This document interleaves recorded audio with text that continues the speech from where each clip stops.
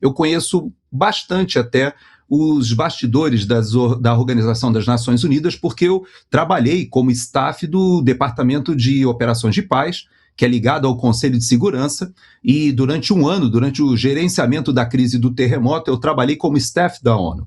E nesse período eu aprendi algumas coisas interessantes.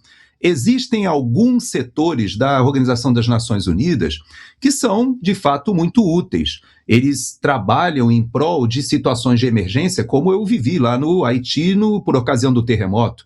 Eu percebi que existem organismos que fazem a organização, por exemplo, do comércio marítimo, estabelecendo rotas, estabelecendo responsabilidades de resgate, por exemplo, de um navio que se acidenta em águas internacionais, quem tem que fazer o resgate, qual é a área de exploração exclusiva econômica de acordo com o mar territorial de cada país, e existem questões da parte de telecomunicações, existem questões até do serviço postal, ou seja, tem muitas coisas que, de fato, estão organizadas, digamos assim, nesses organismos multilaterais. Porém, o que nós vimos nas últimas décadas, na verdade, é que os Estados Unidos, Japão e os países ricos, de modo geral, a Alemanha, eles colocavam muito dinheiro nas Nações Unidas e as agências das Nações Unidas eram organizadas para comportar a participação de todos os países. Então você encontrava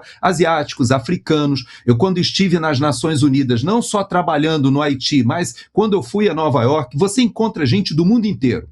Mas existe toda uma burocracia caríssima que só se mantém e só se sustenta com o dinheiro dos países ricos, e em especial dos Estados Unidos.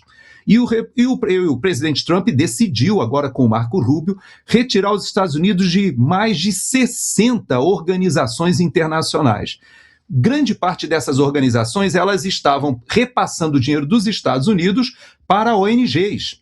E você sabe, quando eu estive no Departamento de Estado na semana passada, em reunião que eu estive com o senador Girão e com o representante jurídico, Marcos Vinícius, doutor Marcos Vinícius, da senadora Damares, lá nós fomos confrontados com uma situação interessante, porque o representante do Departamento de Estado nos assegurou que foi retirado pelo Departamento de Estado o dinheiro não somente da USAID, mas de todas as ONGs que recebiam dinheiro para justamente promover o quê? Aquilo que o Alexandre de Moraes montou no TSE de censura, de perseguição política, de rastreamento das redes sociais à guisa de combater a desinformação ou combater o discurso de ódio, que essa era a cobertura, mas que, na verdade, nós tivemos uma célula de inteligência funcionando no TSE, como o Tagliaferro já mostrou, que estava a serviço da perseguição política.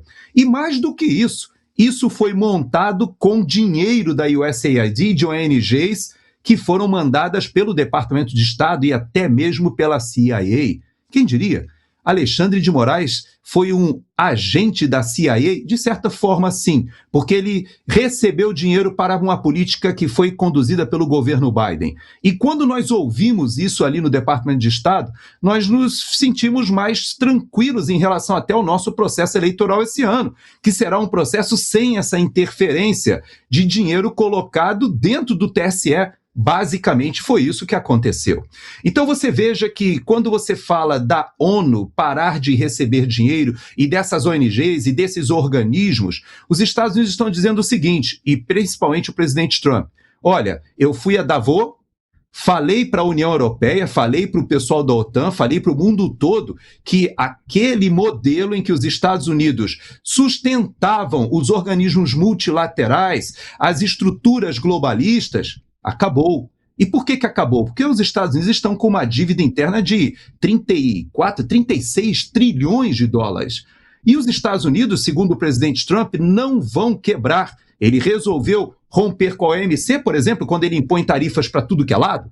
Ele rompe com os mecanismos da ONU quando ele resolve ele mesmo promover a paz ou impulsionar a paz ali em Israel, na faixa de Gaza. Da mesma forma, ele está restaurando a situação da Venezuela, faz a interferência em Cuba. É uma modelagem completamente nova que está sendo feita, Paulo, de costas para as Nações Unidas, não podemos dizer de outra forma. Se isso vai funcionar, eu não sei, abre um precedente perigosíssimo, mas em especial para o Brasil, Paulo. Isso é uma preocupação grande, porque o Brasil, ele é uma potência média, não tem capacidade de estatura para ter uma posição realmente soberana e vai ter que se decidir, né, Paulo? Vai endossar ou vai confrontar? Pousou um avião russo no Brasil ontem. Esse avião russo que pousou no Brasil e que veio trazer provavelmente alguma articulação política para que o governo brasileiro se posicione. E aí, o governo brasileiro vai sustentar a modelagem que está sendo proposta por Trump ou vai se rebelar? Vamos aguardar, vamos ver. Muita coisa está mudando, Paulo.